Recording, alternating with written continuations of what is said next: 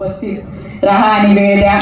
खरंच अशा कार्यक्रमासाठी उपस्थित राहण्यासाठी कोणाला नको वाटते, कारण महिलांना सन्मान होते, कधीतरी कुठेतरी सन्मान होते आणि ह्या अनुषंगाने इथे बसलेले सर्व दीदीच्या अनुषंगाने आपला सन्मान होते. मला खूप बरं वाटलं. आणि खरं म्हणजे आता प्रणिताताई देवरेजींनी बोलले, ध्येय आणि अध्यात्म याच्यात फरक काय? धर्म आणि अध्यात्म.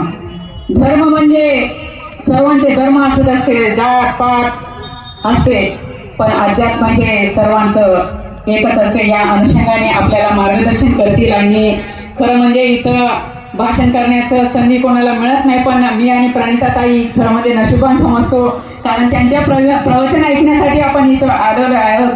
तर या अनुषंगाने त्यांनी जे जे सांगतील या आजच्या युगात, या दगदगत्या जीवनामध्ये खरं म्हणजे सन्माननीय बाबासाहेब आंबेडकरजींना धन्यवाद द्यायला पाहिजे.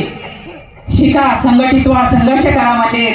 आणि शाहू दाम्पत्य, महात्मा फुले, सावित्रीबाई फुले यांनी स्त्री शिक्षणाचे जनक आम्हाला स्त्रियांना कुठेतरी शिक्षणात संधी दिलेत, म्हणून आमच्यासारखे क्वचित महिला या मंचावर उपस्थित आहेत. या अनुषंगाने आम्ही तुमच्या समोर दोन शब्द मांडू शकता.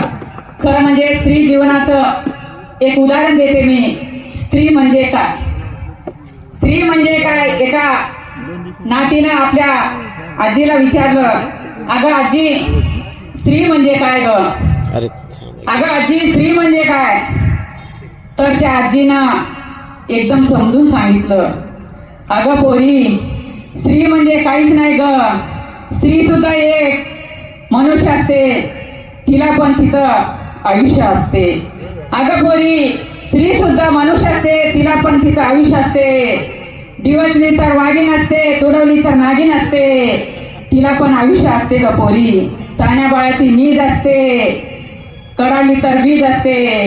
अगं पोरी, सर्व देशाचं बीज तिच्या गर्भात असते ग पोरी. अशा अनुषंगाने आपण इथं सर्व महिला जमलो.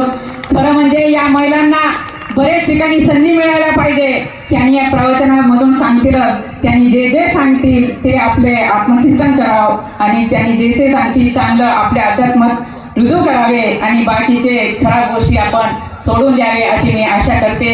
आणि सन्माननीय व्यासपीठावरचे दीदीजी आम्हाला बोलविले, सन्मान केले, त्याबद्दल धन्यवाद देते. आणि संयोजकांनी दोन शब्द बोलण्यासाठी मला जे संधी दिले त्याबद्दल धन्यवाद देते. इथं सांगते. जय हिंद, जय महाराष्ट्र.